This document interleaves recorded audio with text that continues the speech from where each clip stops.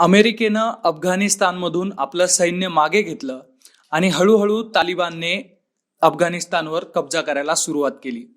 कधी काळी लहान मोठ्या अतिरेकी कारवायांमधून समोर येणारी तालिबान ही संघटना आज अफगाणिस्तानच्या सत्तेवर बसली आहे.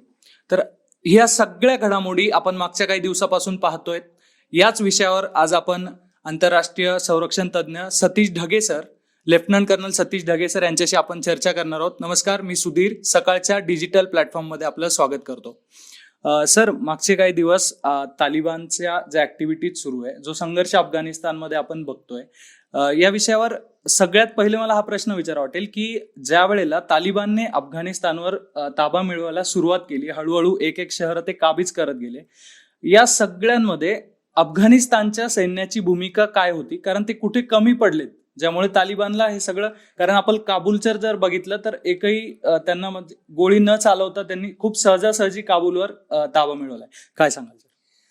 तालिबाननं अफगाणिस्तानमध्ये जे वर्चस्व प्राप्त केलं त्याला वेगवेगळे कांगोर आहेत, त्याला वेगवेगळे कारण आहेत. आणि जर तुम्ही अफगाणच्या सैनिकांविषयीचं जर कारण त्या ठिकाणी विचारत असाल तर आपल्याला एक गोष्ट लक्षात घ्यावी लागेल की पेपरवर, ऑन पेपर, साधारणतः 3 लाख अफगाण नॅशनल आर्मीचं सैन्य त्या ठिकाणी होतं आणि त्यांचा मुकाबला होता साधारणतः 75,000 तालिबानी अतिरेक्यांशी. आणि तरी सुद्धा हे तालिबानी अतिरेकी अफगाण सैनिकांवर भारी पडले. का? कारण फक्त ऑन पेपरच हे 3 लाख अफगाणी सैनिक त्या ठिकाणी होते. प्रचंड प्रमाणामध्ये अफगाण सैनिकांमध्ये, अफगाण लष्करामध्ये प्रचंड प्रमाणामध्ये भ्रष्टाचार होता. त्याचबरोबर त्यांचे जे सिनियर ऑफिसर्स होते, ज्यामध्ये त्यांचे लष्कर प्रमुख हे सुद्धा या भ्रष्टाचारामध्ये गुंतले होते. म्हणूनच ज्यावेळेस तालिबाननं वर्चस्व प्राप्त करायला सुरुवात केली त्यावेळेस अशरफ गनी सरकारनं काही आठवडे अगोदर लष्कर प्रमुखाला त्यांना हटवावं लागलं आणि नवीन लष्कर प्रमुखाची त्या ठिकाणी नियुक्ती करावी लागली. हे एक. दुसरं त्याहून महत्वाचं कारण म्हणजे ज्याला आपण म्हणतो की ज्यावेळेस आपण सैन्य म्हणतो ते मोटिवेटेड असलं पाहिजे. दुर्दैवानं हे अफगाण नॅशनल आर्मीचं जे सैन्य होतं ते मोटिवेटेड नव्हतं. कुठेतरी जे आहे ते डिमोटिवेट त्या ठिकाणी झालं होतं आणि एक देश म्हणून लढाई करण्यामागे कुठेतरी ते कमी पडत होते. अमेरिकेचं त्या ठिकाणी युद्ध सामुग्री त्यांच्यासोबत होती, वेगवेगळ्या प्रकारची शस्त्रास्त्र होती, वेगवेगळ्या प्रकारचं प्रशिक्षण त्यांना दिलं होतं, पण तरी सुद्धा ते सपशेल अपयशी ठरले. आणि माझ्या मते यामध्ये अफगाणिस्तानच्या त्यावेळेसच्या सरकारची रणनीती सुद्धा चुकली. कारण मुळात आपल्याला हे या ठिकाणी लक्षात घ्यावं लागेल, आपण सगळी जी आहे दोषारोप एक प्रकारे अमेरिकेवर करतो की अमेरिका जी आहे लवकर निघून गेली वगैरे वगैरे वगैरे. तो एक चर्चेचा विषय आहे. पण दुसरी ही सुद्धा बाजू आपण त्या ठिकाणी लक्षात घ्यायला हवी की त्यावेळेसचे अफगाणिस्तानचे राष्ट्राध्यक्ष अशरफ घनी हे सुद्धा पूर्णतः यामध्ये अपयशी ठरले. हा फक्त मागच्या काही आठवड्यांचा प्रश्न नाही, त्याच्या अगोदर ज्यावेळेस रणनीती ठरवत होते तर तालिबान्यांनी काय केलं, 1990च्या दशकामध्ये त्यांनी ज्या चुका केल्या होत्या त्या चुका त्यांनी सुधारल्या. म्हणजे काय केलं, नदन अफगाणिस्तानवर जे आहे त्यांनी ताबा मिळवायला सुरुवात केली. एवढंच नाही तर ज्या ठिकाणाहून जास्तीत जास्त रिक्रुटमेंट अफगाण नॅशनल आर्मीमध्ये होत होतं त्या जागांवर, त्या खेड्यांवर जास्तीत जास्त प्रकारे हल्ला करण्याचा प्रयत्न त्यांनी केला, ज्याच्या माध्यमातून कुठेतरी अफगाण नॅशनल आर्मीला होणारी रिक्रुटमेंट ही कमी व्हावी, कुठेतरी त्यांच्या मनामध्ये अफगाण नॅशनल आर्मीमध्ये धडकी भरावी. आणखीन एक महत्वाची गोष्ट, अशरफ घनी हे एक प्रकारचे लीडर म्हणून इमर्ज झाले नाही. त्यांचा जर आपण थोडासा पूर्व इतिहास पाहिला तर ते इकॉनॉमिस्ट आहेत, अर्थशास्त्री आहेत. 2008 पर्यंत ते अमेरिकेचं नागरिकत्व त्यांनी स्वीकारलं होतं. 2008 नंतर त्यांनी अफगाणिस्तानचं नागरिकत्व स्वीकारलं आणि नंतर ते राष्ट्राध्यक्ष झाले. ज्यावेळेस एक लीडर म्हणून त्यांनी त्या ठिकाणी सामोरं जायला हवं होतं, नेमकं त्याच वेळेस त्यांचं नेतृत्व कुचकामी ठरलं आणि ज्यावेळेस गरज होती त्यावेळेस त्यांनी लढण्याच्या ऐवजी पळणं त्या ठिकाणी स्वीकारलं. आणि याचा एकत्रित परिपाक म्हणजे दुर्दैवानं अफगाण नॅशनल आर्मीचं एक प्रकारे जे आहे वॉटरलू आपण जर म्हटलं, एक प्रकारे त्यांचे जे बुरे हाल झालेत, तो हा सगळ्या एकत्रित गोष्टींचा परिपाक आहे. सैन्य लढू शकत. बरोबर. सर, मला पुढचा प्रश्न विचारायला आवडेल. ज्या प्रकारे अमेरिकेनं गेल्या काही दिवसांमध्ये तिथं त्यांचं सैन्य ठेवलं होतं, त्यांनी यावेळेला सैन्य मागे घेताना कारण दिलं की खर्च भरपूर होत होता सैन्यावर त्या ठिकाणी. अशी कुठे शंका येते का की ही वेळ त्यांनी का निवडली असेल? एखाद्या नव्या राजकारणाला, आंतरराष्ट्रीय राजकारणाला तोंड फोडायचं होतं का अमेरिकेला? चांगला प्रश्न विचारला सुधीर आपण. आता या अमेरिकेची यातली जी रणनीती होती थोडंसं याला आपण बघू. मागच्या कित्येक वर्षांचा इतिहास जर आपण पाहिला तर ज्याला आपण म्हणू अमेरिकाज मिलिटरी एक्सपिडिशन, म्हणजे अमेरिकेच्या बाहेर जाऊन त्यांनी आपलं जे सैन्य पाठवलं, हे 5वं अमेरिकेचं मिलिटरी एक्सपिडिशन होतं जे सपशेल अपयशी ठरलं. या अगोदर आपण जर पाहिला इतिहास तर व्हिएतनाम असेल, सिरिया असेल, येमेन असेल, इराक असेल आणि आता अफगाणिस्तान 2001 ते 2021 20 वर्ष अमेरिका त्या ठिकाणी होती. अमेरिकेनं त्या ठिकाणी $83 बिलियन पेक्षा सुद्धा जास्त खर्च त्यांच्या सैनिकावर त्या ठिकाणी केला. अमेरिकेनं त्या ठिकाणी 20 वर्षांमध्ये 2,500 पेक्षा सुद्धा जास्त अमेरिकी सैनिक गमावले. आणि एवढं सगळं केल्यानंतर ज्यावेळेस अमेरिकेचं हित होतं त्यावेळेस अमेरिका त्या ठिकाणी गेला आणि अमेरिकेनं आपलं हित पाहून त्या ठिकाणी बाहेर निघाला. म्हणजे काय, 2001 मध्ये ज्यावेळेस अमेरिकेच्या WTC वर हल्ला झाला त्यावेळेस टेररिझमला इरॅडिकेट करण्यासाठी अफगाणिस्तानमध्ये ते त्या ठिकाणी आले आणि त्यांनी या सगळ्या कारवाया सुरू केल्या. 20 वर्ष त्या ठिकाणी ते लढले.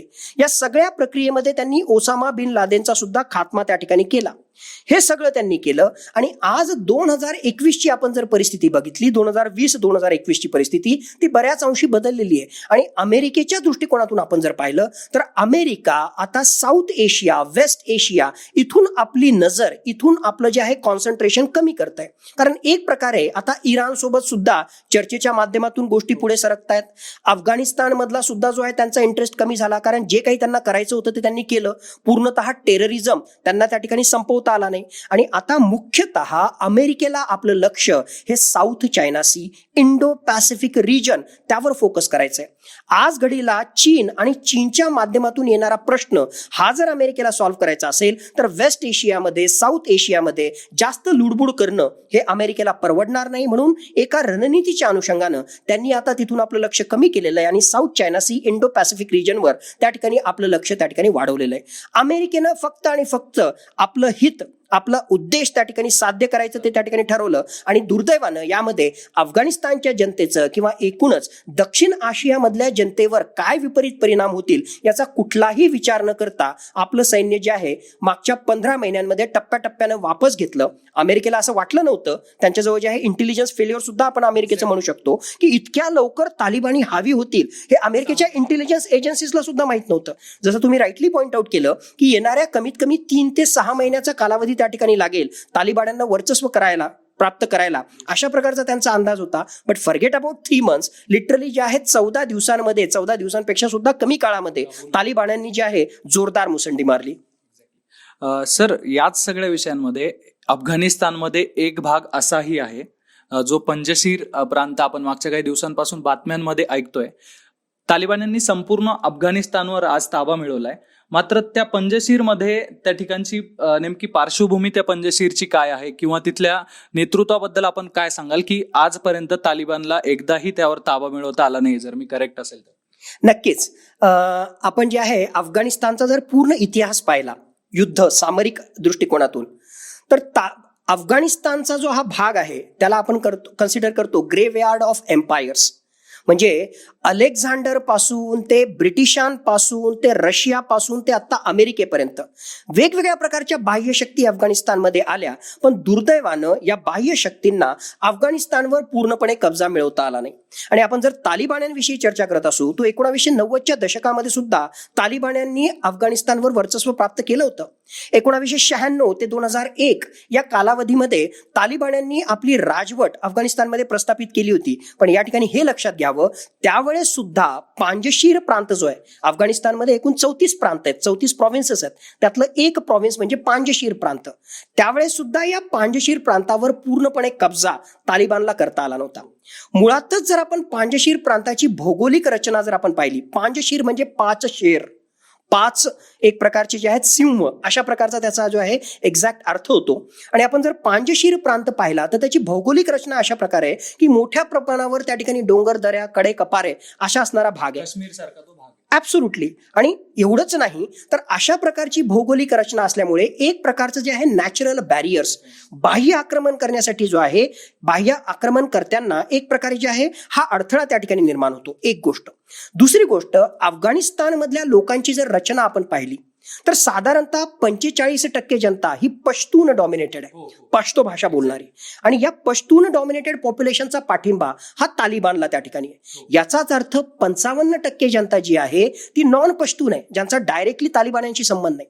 त्यामधली ऑलमोस्ट 26% जनता ही ताजिक इथनिसिटी आपण ज्याला म्हणू, म्हणजे त्याच्या जवळचा असणारा जो ताजिकिस्तान देश आहे, शेजारी राष्ट्र, तर त्या तजाकिस्तान मधलं मूळ असणारा अशा प्रकारची जनता त्या ठिकाणी काही हजारा कम्युनिटी आहे. तर या पांजशीर प्रांतामध्ये ताजिक इथनिसिटी असणारी मोठ्या प्रमाणावर जनता आहे. आता सध्याचे जे पांजशीरमध्ये कार्यवाहू राष्ट्रपती अमरुल्ला सालेह हे जे आहेत ताजिक इथनिसिटीचे आहेत. 1990च्या दशकामध्ये गनिमी काव्यानं तालिबान्यांना सळो की पळो करून सोडणारा त्यावेळेसचा अहमद शाह मसूद जो होता, त्याचा नंतर दुर्दैवाने तालिबान्यांनी त्याचा एक प्रकारे जे आहे बॉम्बस्फोटामध्ये त्याची हत्या त्या ठिकाणी केली. तर त्यांचाच मुलगा अहमद शाह मसूदचा मुलगा आता अहमद मसूद हा त्या ठिकाणी आहे. अहमद मसूद आहे, अमरुल्ला सालेह त्या ठिकाणी आहे, जनरल मोहम्मदी त्या ठिकाणी आहेत, मोहम्मद नूर त्या ठिकाणी आहेत आणि फील्ड मार्शल दोस्तुम ही सगळी जी लढवय्ये मंडळी आहे ती आता या पांजशीर प्रांतामध्ये एकत्र आलेली आहे. भौगोलिक परिस्थिती त्यांच्या फेवरेबल आहे. गनिमी काव्याचा वापर करून जे आहे ते तालिबानला नक्कीच त्या ठिकाणी लढा त्या ठिकाणी देतील. आणि आतापर्यंतचा इतिहास पाहिला तर पांजशीर प्रांत तालिबान्यांनाच काय कुठल्याही बाह्य शक्तीला, सोव्हिएतला सुद्धा जिंकता त्या ठिकाणी आला नाही. ही एक बाजू आहे. आणि या पांजशीर प्रांतामधूनच आता तालिबानच्या वर्चस्वाला शह देण्याची लढाई सुरू आहे. कित्येक तालिबान्यांच्या अतिरेक्यांना जे आहे त्या ठिकाणी मारण्यात आलेलं आहे. या ठिकाणी आणखीन एक गोष्ट मी या ठिकाणी सांगू इच्छितो. हा नॉर्दर्न अलायन्स 2.0 जो आता तयार होतोय, नक्कीच तो जो आहे एक प्रकारे स्पार्क त्या ठिकाणी दाखवतोय. पण खरं जर तुम्ही मला विचाराल तर मी म्हणजे थोडासा याच अनुषंगानं पुढच्या एका प्रश्नाचं उत्तर देण्याचा प्रयत्न करतो की नॉर्दर्न अलायन्स 2.0 जरी आज घडीला निर्माण होत असला तरी खरोखरच पूर्णच्या पूर्ण तालिबानच्या वर्चस्वाला तो शह द्यायला सक्सेसफुल ठरेल का? माझ्या मते जे आहे त्याचं उत्तर आज घडीला नाही असं आहे. याच्यासाठी की 1990च्या दशकामध्ये सुद्धा नॉर्दर्न अलायन्सनं जबरदस्त तालिबानला जे आहे टक्कर दिली होती. पण त्यावेळेसची परिस्थिती वेगळी होती. का? कारण आसपासची जे राष्ट्र आहेत ज्यामध्ये आपण ज्याला सेंट्रल एशियन रिपब्लिक नेशन्स म्हणतो, ज्यामध्ये तजाकिस्तान, तुर्कमेनिस्तान, कझाकिस्तान या देशांचा समावेश आहे, त्याचबरोबर इराण या देशाचा समावेश आहे आणि भारतानं अप्रत्यक्षपणे 1990च्या दशकामध्ये या नॉर्दर्न अलायन्सला मोठ्या प्रमाणावर रसद पुरवली होती, मोठ्या प्रमाणावर शस्त्रास्त्र पुरवली होती, मोठ्या प्रमाणावर तालिबानच्या विरुद्धच्या लढ्याला एक प्रकारे मदत केली होती. आणि म्हणून नॉर्दर्न अलायन्स अहमद शाह मसूद यांच्या नेतृत्वाखाली तालिबान विरुद्ध लढू शकला. 2021 मध्ये थोडीशी परिस्थिती आता अशी वेगळी आहे की आता रशियानं सुद्धा अप्रत्यक्षपणे या तालिबान राजवटीला मान्यता दिलेली आहे. रशियाचा मोठ्या प्रमाणावर या सेंट्रल एशियन रिपब्लिक नेशन्सवर एक प्रकारे प्रभाव आहे आणि त्यामुळे हे जे सेंट्रल एशियन रिपब्लिक्स आहेत हे उघडपणे या नॉर्दर्न अलायन्स 2.0 ला त्या ठिकाणी पाठिंबा देणार नाहीयेत. एवढंच नाही तर इराणनं सुद्धा यावेळेस नरमाईचं धोरण त्या ठिकाणी स्वीकारलेलं आहे. त्यामुळे इराणनं सुद्धा अप्रत्यक्षपणे तालिबानी राजवटीला मान्यता दिलेली आहे. भारत सुद्धा जो आहे वेट अँड वॉच या परिस्थितीमध्ये, म्हणजे जोपर्यंत बाह्य शक्ती रसद पोहोचवणार नाही, शस्त्रास्त्र देणार नाहीत, बाकीचे इनपुट पोहोचवणार नाहीत, तोपर्यंत खऱ्या अर्थानं जो पंच द्यायला हवा तो मसूद त्या ठिकाणी देऊ शकणार नाही. हाऊएव्हर ते फाईट नक्कीच त्या ठिकाणी करतील. आणि आणखीन एक महत्वाची गोष्ट, पांजशीर प्रांताला जे आहे नॅचरल बॅरियर्स आहेत, त्या ठिकाणी बाह्य शक्तींना हे अवघड त्या ठिकाणी जाणार आहे. पण दुर्दैवानं काबूल पासून जवळ असणारा म्हणजे नॉर्दर्न साईडला उत्तरेला असणारा हा भाग त्या ठिकाणी आहे, पण लगेच त्याच्या सीमा दुसऱ्या देशांशी निगडीत नसल्यामुळे आणि आता हा पांजशीर प्रांत सगळ्या बाजूंनी तालिबान डॉमिनेटेड प्रॉव्हिन्सेसनी प्रांतांनी घेरला असल्यामुळे थोडासा जो लढा जो आहे तो मसूद यांना येणाऱ्या काळामध्ये अवघड जाणार आहे. पण एवढं मात्र नक्की की येणाऱ्या काळामध्ये गृहयुद्ध होणार आहे. तालिबान्यांना इतक्या इझिली केक ओव्हर त्या ठिकाणी अफगाणिस्तानवर आपलं वर्चस्व त्या ठिकाणी प्राप्त करता येणार नाही. सर, याच सगळ्या परिस्थितीसोबत जगावर याचे बरेचसे परिणाम होणार आहे. तालिबान एका साईडने आता आपला नवा चेहरा दाखवायचा प्रयत्न करत आहे कारण त्याच्या सत्तेला मान्यता मिळवायची जगभरातून. तुम्हाला काय वाटतं की तालिबान त्यांची जी आतापर्यंतची कट्टरतावादी भूमिका होती ही भूमिका बदलू शकते का? नक्कीच नाही. म्हणजे माझं ठाम मत आहे की 1990च्या दशकामधला जसा क्रूर तालिबान होता तसाच 2021 मधला तालिबान 2.0 हा सुद्धा तेवढाच क्रूर आहे, हा सुद्धा तेवढाच विश्वासघातकी आहे. कारण मुळातच या तालिबानचा DNA हा क्रूरतेशी संबंधित आहे. या तालिबानच्या DNA मध्येच इस्लामिक इमिरेट्स ऑफ अफगाणिस्तानची स्थापना करायची आहे. या तालिबानच्या DNA मध्येच शरिया कायद्याच्या माध्यमातून त्यांना साजेशा अशा गोष्टी करून घ्यायच्या आहेत ज्याच्या माध्यमातून तिथल्या महिलांवर, मुलांवर, सामान्य जनतेवर मोठ्या प्रमाणावर अन्याय होणार आहेत.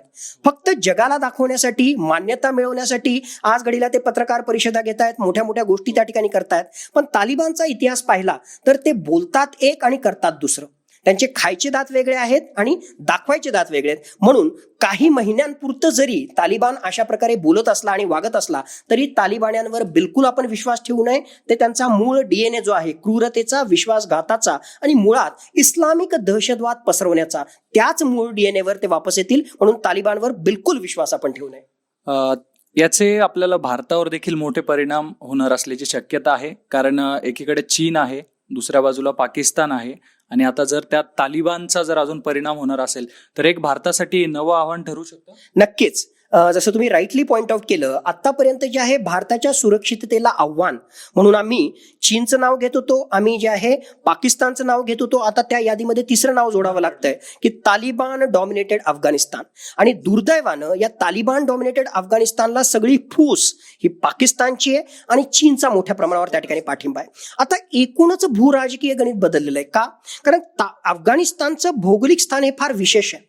आपण जर भारताचा नकाशा पाहिला तर भारत या ठिकाणी आहे, या ठिकाणी पाकिस्तान आहे आणि उत्तरेला त्या ठिकाणी अफगाणिस्तान आहे.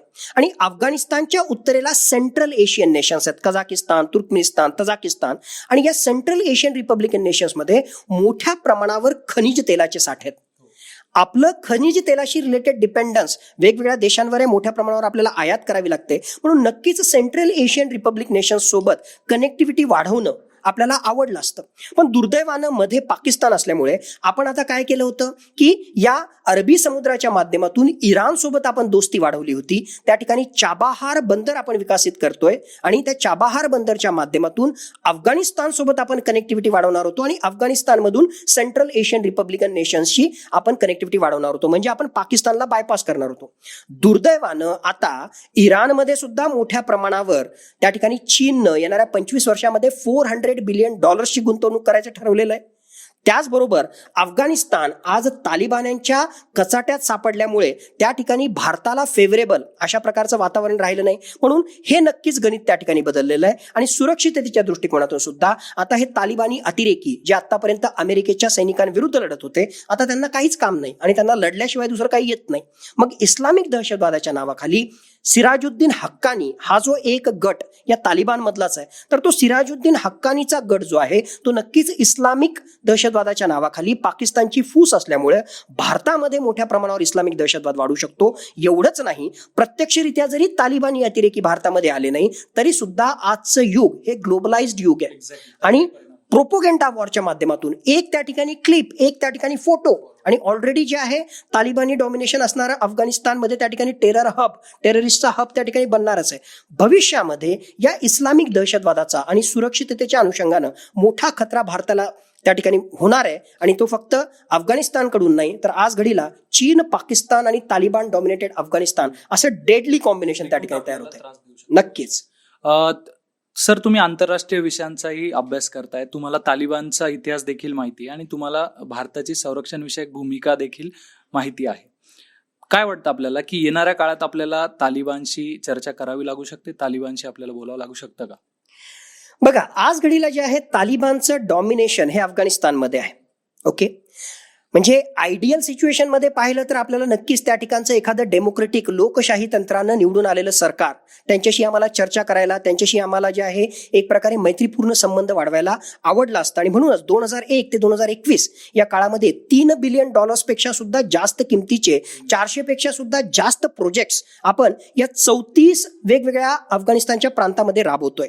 पण दुर्दैवानं आता त्या ठिकाणी तालिबानचं सरकार आलं. चर्चा तर आपल्याला करायलाच हवी, पण माझं स्पष्ट मत आहे बॅक चॅनल डिप्लोमसी. म्हणजे काय? अधिकृतरित्या तालिबानच्या सरकारला मान्यता देऊ नये. कारण तालिबानच्या सरकारला मान्यता दिली म्हणजे तुम्ही दहशतवादाला मान्यता देताय, म्हणजे तुम्ही डेमोक्रेसीच्या व्हॅल्यूजला जे आहे एक प्रकारे हरताळ त्या ठिकाणी फासताय. त्यामुळे अधिकृतरित्या तालिबानच्या राजवटीला मान्यता देण्याचा प्रश्नच नाही.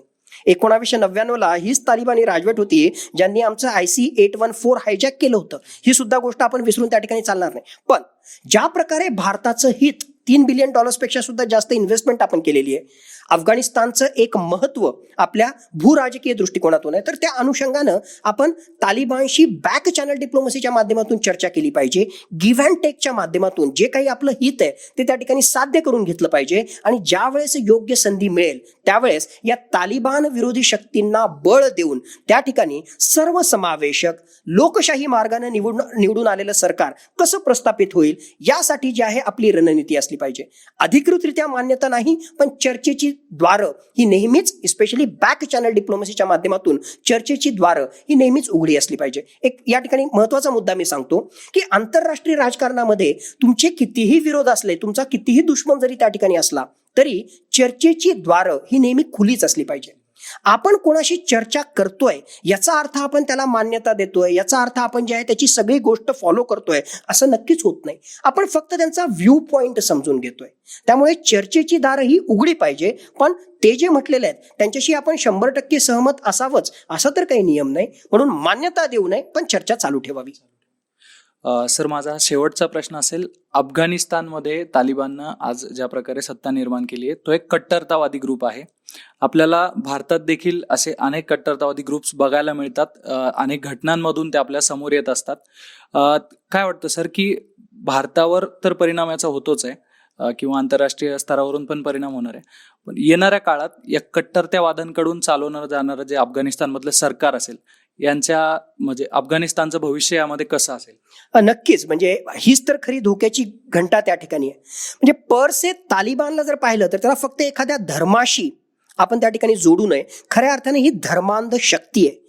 अंधपणाने ज्या प्रकारचं इंटरप्रिटेशन ते इस्लामचं करतायत, शरिया कायद्याला सुद्धा जे आहे त्यांना जसं पटेल त्या प्रकारे जसं इंटरप्रेट करून तिथल्या जनतेवर अन्याय करण्याचं काम करतायत, तर त्या अनुषंगाने येणाऱ्या दिवसांमध्ये तिथल्या महिलांवर, तिथल्या मुलांवर, तिथल्या जनतेच्या ह्युमन राईट्स, मानवी हक्कांचं मोठ्या प्रमाणावर उल्लंघन होणार आहे. एवढंच नाही तर आता त्या ठिकाणी हा उग्रवादी धर्मांध शक्ती त्या ठिकाणी असल्यामुळे आणि इस्लामच्या नावानं एक प्रकारे जे आहे त्याचा गैरफायदा ही शक्ती घेत असल्यामुळे इस्लामिक दहशतवाद हा आसपासच्या देशांमध्ये त्याचबरोबर जगामध्ये मोठ्या प्रमाणावर फोफवण्यासाठी एक प्रकारचं ती ब्रीडिंग ग्राउंड अफगाणिस्तान हे त्या ठिकाणी बनणार आहे. आणि त्याचा सगळ्यात मोठा फटका हा भारतासारख्या देशाला सुद्धा बसू शकणार आहे. आणि जसं मी बोलताना त्या ठिकाणी सांगितलं की आज जे आहे फिजिकल बॅरियर्स जरी असले, म्हणजे आज जे आहे मोबाईल किंवा सोशल मीडियाच्या माध्यमातून एक क्लिप, एक चित्र आणि ते जे आहे भडका उडवण्यासाठी कारणीभूत त्या ठिकाणी ठरू शकतं. तर या सगळ्या अनुषंगानं आणि पाकिस्तानचा